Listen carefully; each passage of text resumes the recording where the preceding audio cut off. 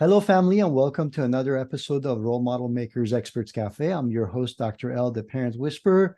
And today with me, I have an amazing lady. I've seen her in our community a few times, and I thought that this is an important topic for you to consider and pay attention to.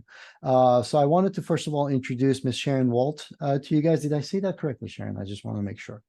Yes, that's Very cool. fine. So Sharon, can you tell our audience today a little bit more about yourself and how you got involved doing what you do, and then we can go from there.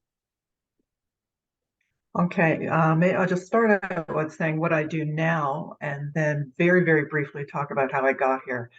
So right now, I am a certified functional medicine health coach, and I work primarily with women, although some men as well, women with Hashimoto's thyroiditis and some other autoimmune condition. Mm-hmm. Um, to get to that point, I've had varied career. Started off in systems engineering, and then I saw the light, decided that the human body was a lot more interesting than robots. And so I did my PhD in applied health sciences and was teaching and leading an academic life for quite a while, for a number of years. And then I started getting sick. And I knew what the cause was. Mostly it was from chronic high stress. And this resulted in hair loss and weight gain and anxiety and depression. So looking back, as I didn't know what all these cluster of symptoms were all about, it was kind of classic hypothyroidism. And I went to look at some traditional medicine or get some advice. And they all centered on saying, well, you need to be on medication to control your anxiety. And I didn't know any better. I was taking the advice of experts, went ahead and did that. And it allowed me to function for a while, not particularly well, but at least I was able to work. And until I couldn't anymore, because, and this is something I found out that I can't believe that I did not ask the right questions, was how it worked, how the medication worked. I thought it would affect the actual physiological process of what stress was doing in my life. And no, it doesn't. That it only masks your perception of it. So in the background, stress and the stress hormone cortisol was, wreaking havoc throughout my body until the other symptoms started emerging, and I couldn't work anymore. And that's when I decided to take responsibility for my own health and say, okay, I've got to look at what's causing this and what's caused my work. So I ended up quitting my job and my career, but I healed within about 6 months. I was alone. Then that's what kind of led me on to, I was in a very happy position that I could do that. But I know there's a lot of other people who can't just, I'm going to quit my job because I can't deal with stress. Can't do that. So that's why I started looking into functional medicine. And I retrained. So I have my certification in functional medicine health coaching. And that's what's led me and I guess one of the things I wanted to add is while I was still studying, I kept running into all these Hashimoto's. And they were not being served by the medical community because, again, they weren't looking at what the root causes were. They were just addressing the symptoms. And that's the major, major issue I have with the more traditional aspects of medical practice is not looking holistically, not looking at just cherry picking symptoms and resolving a symptom while at the same time what's going on is what happened with me is body still, if the root cause hasn't been addressed, it's still going to be churning away at the background, making things worse. But that was probably a longer answer than I love it actually, because you touched on a lot of key points here that I actually want to kind of go back to and mention this. Number one is that autoimmune disorders are on the rise as a whole in the population. Number two is that women are more susceptible to autoimmune disorders than men are. Number three is that a lot of times simple stuffs like not just your eating habits, but changes to your eating habits or your lifestyle can initiate these things. And number four is that oftentimes when it comes to autoimmune disorders, there are, people, like you said, they see the symptoms because of the organ that's being affected by the disease, but that doesn't mean that it's the organ's problem. It's the autoimmune disorder that is the problem. So like you said, a lot of times you go to the traditional doctors and they do a blood test and thyroid hormones might be high or the thyroid hormones might be low, and they're all pointing to the thyroid. But A, it's not a thyroid problem. B, Exactly. the level of it depends on what stage of the issue you're in. So I'm really glad that you actually took us through that journey of what happens, how it can impact people's lives, and how ambiguous it is, and it's difficult to pinpoint often. So what are some of the, I guess, symptoms or things that kind of raises your awareness and our community should kind of look for? And then maybe we can dive into it deeper from there.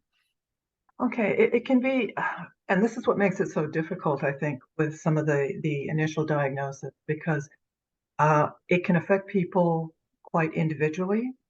Now, the main root causes of any autoimmune condition, not just Hashimoto's, is some genetic predisposition. Now, a lot of people think, oh, well, then, I can't do anything about it because it's my genes. Well, there's a lot of emerging science for perhaps over 20 years now in the area of epigenetics, how our lifestyle and our diet can actually change how a lot of our genetic material is expressed. Right. So, again, for the audience, if you think of your genetic expression as the operating system for the body, your lifestyle and your diet aren't going to change your physical genes, but they're going to change how it's expressed so that there can be some real changes in that. So your genetic predisposition, your genes, do not, it's not in stone, it's not in concrete on what their ability is. So that was the first root cause. You need to have a genetic predisposition. And that doesn't mean that your thyroid is going to go wonky. What it usually means is something a lot more subtle, like your body's not producing enough of a certain type of enzyme, and that has to follow through on it. The second one is exposure to a lot of different toxins. So toxins in our air, in our food, in what we're drinking, what we're slathering all over our body. And stress we also consider a toxin too because of its effect. And that usually causes an imbalance in our gut microbiome. And that causes a whole slew of follow-on problems.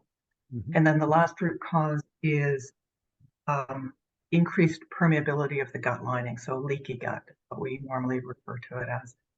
And that's the one main problem. That's the one key thing that will disrupt our immune system, because our immune system is reacting to all of these things that are coming through the gut lining and causing inflammation over time. And the inflammation can be anywhere in the body.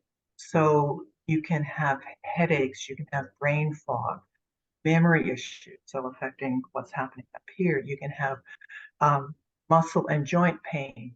You can have skin rashes, skin lesions, so psoriasis, rheumatoid arthritis. Mm-hmm. And the list goes on. I think there's over 100 autoimmune conditions that they've labeled right now. But anytime that your body is triggered, then you're going to have an inflammatory response, and it is going to be expressed somewhere in the body. So the point that you were making earlier, so that it's not the organ, it's the inflammation that is causing problems. So we have to get a handle on what's causing the inflammation and heal the damage, especially around in the gut lining. So it's not the identification of where the individual root causes can take time. But I think one of the good things is that a person can make a lot of headway in just making some changes diet and to their lifestyle. That's the Now, good news. that I'm saying, oh, just do that, just do that. But that's actually really, really difficult. And people generally need a lot of support in order to make sustainable changes, because these are long-term changes. These are forever changes that you have to make. It's not like, oh, I'm cured, and then I go back to doing what I was doing before, because doing what you're doing before is what caused it in the first place. Right. Sharon, I'm really glad that you mentioned it, because there is this camp of people who might be even watching this, where they're coming in for information, but just getting the information is not enough. A lot of times it requires implementation. And the trouble is, especially when it comes to health, is a lot of things that have led us to where we are at this point are cognitively and subconsciously our habits. And you're not even sure or aware that you're doing it. Or the fact that it's an aggravating factor. You mentioned inflammation. Some people don't even know that they're living in a constant state of inflammation, for instance. So, Yeah. so being able to have an objective person look at those things and pinpoint it, and then start laying out solutions for how to change your lifestyle, because lifestyle is a habit. Otherwise, everybody would be eating their vegetables and living happy, healthy lives, right? But we know it, but we're not doing it. So that requires, like you said, support, right? And then there's that level of accountability. Now, for many of our family members, they're cooking meals for the whole family, and they're in an environment where other people have to support them as well, not just themselves or a healthcare professional. Do you have any tips or advice, number one, on how to look for support, and how to get the family on board when it comes to support? Well, that's really the crux of the matter right there. I guess the first thing, and again, it depends on the individual, on just what kind of support that they have, and that varies quite a bit. It's just start where you are, go with what you have, and start making small changes. And you're going to slowly build up a new habit. So I know that a habit that's bound to fail, that's never going to take, is if you start making a huge change, because it's too disruptive, not just to yourself, but to your family as well. So I guess one of the things, especially around meals and diets, is start to slowly eliminate any processed food and start bringing in whole foods. Now, they don't need necessarily to be fresh. They can be canned or frozen. The nutritional value is pretty much the same now. And make it easy. Now, a lot of people with Hashimoto's are suffering from chronic fatigue. So sometimes even thinking about making a meal can be difficult. So it's kind of thinking outside the square to make it as easy as possible, but also nutrition being a big thing. And that could be ordering healthy meals in. Now, I know in the area I am, there's all kinds of things like food boxes where if you don't get the meal in, you get all of the ingredients in a recipe. And that's a huge stress reliever right there, because I know people, like, get home from work, you're already tired, you're already hungry, and the thought of and trying to figure out what you want to put to for dinner is just too much. So that's one thing. It could be just starting even smaller, that for the individual, making yourself a green smoothie first thing in the morning, just to get some of extra nutrition in. And you can supplement that with some of the new powdered vegetables and fruits that you just throw into some water, shake it up, and you drink that. These are tiny little steps.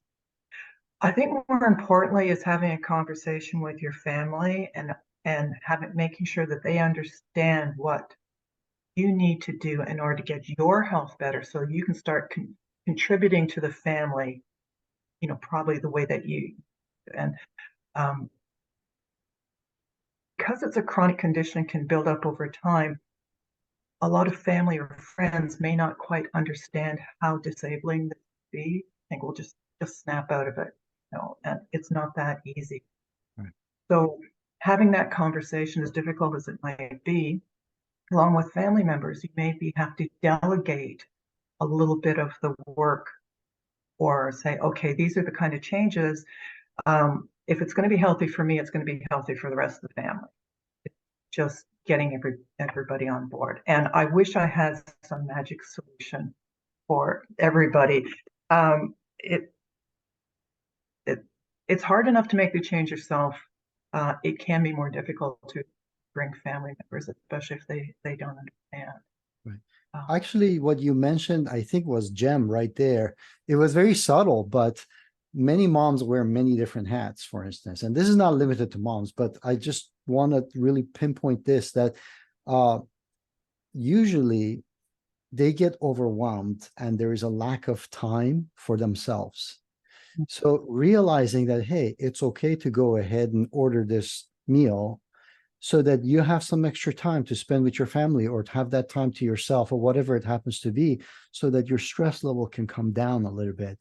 Very indirectly, you just address something that not only is nutritional, but also lifestyle and time management too. And then same thing with family and delegation. One of the biggest components of delegation is it buys you time. It allows you to consider things that are going on around you and be able to kind of make sense of it and prioritize. So yeah, and a lot of it is reorienting a bit of your mindset so that you don't think of, oh, I'm a failure as a mom because I ordered out these meals and that, or I can't take time for myself because that's being yes. selfish. No, it's along the same line. The announcement that comes on the airplanes at the beginning. You've got to put your own mask on first before you can help anybody else. It's the same thing with your own health. Your family is not going to be better off if you're sick. So you need to improve your own health in order to make things better for your family as well. And it's not a selfish thing. We have to get out of thinking that, oh, if I take a half hour for myself just to relax, that's being really selfish. And we just have to stop thinking like that. Sharon, It's a healthy thing to preserve. I know that when it comes to wealth, there's many different, like most people go automatically to numbers and finances, but there is wealth in time, wealth in what you know, wealth in connections and who you know. And I know time is short. How can people connect with you for extra support and in that way be a little bit richer as far as being able to know facts, know resources and things that they can connect to get a handle on their lifestyle and what you have to offer? Okay, probably the easiest way for them to get in touch. Oops, I think we're frozen up here. Oh, we're back. Are we back again? Okay. Yep, I can. Is through my website. It's okay. My website is healthylivingwithdrsharon.com. And blog posts there. I also have some upcoming events. Also some links to more information about Hashimoto's. Most importantly, they can contact me through my website to set up a free 20-minute consultation where we can discuss health concerns and how I can help you, or if I'm not the appropriate person, I can use some suggestions. So that is a free session that people can go to as well. That is really At the valuable. moment, I think there's a delay there, but that is really valuable because a lot of times having that insight, having that consultation can really save people time and money that can be spent more effectively elsewhere. So I really appreciate that. So guys, I definitely want to encourage you guys to go to the description box. Dr. Sharon actually has shared a lot more information. I want to make sure that you guys check out all of those details. She's really heart-centered. So two things. Number one, If you haven't already done so, click subscribe to the channel so you get notifications of all the experts that come here sharing their expertise and gifts with you, and connect with Dr. Sharon and make sure that you learn more about this. Second thing is, by doing that, you're also role modeling the behavior that it is okay not to have all the answers, but to be able to reach out for help. We need to role model that for our kids so that they know that the world is not a big, scary place, that there are people genuinely interested in helping us, in making the world a better place, and it's okay to reach out for help. So both of these are my calls for you guys. Dr. Sharon, I really appreciate the time that we had together. This is a really important topic, and many families are afflicted by it. And it's affecting their performance, it's affecting their quality of their life. So any final words for our audience members before we finish today? Number one, thank you very much for giving me the opportunity. I guess the most important thing is for anyone who's having a problem with this is take tiny steps. Any steps that you take are going to be a step closer. Do not get thrown into a bunch of overwhelm. There is always a way through. Just have to start making those first tiny steps. And honestly, get in touch, and I can probably spend a lot more time individually with people to help them out. Well said. Especially for those of you who are success and achievement and goal-oriented people, tiny steps. You heard her right. So take it easy. Reach out for support. Make the life easier. By reaching out for support, you definitely go ahead and make those steps smaller as far as what you have to do, but achieve the same bigger results that you intended. So thank you, Dr. Sharon, for the time that you've had with us. And I know you're busy. And thank you, audience members, for tuning in. Until next time. Cheers.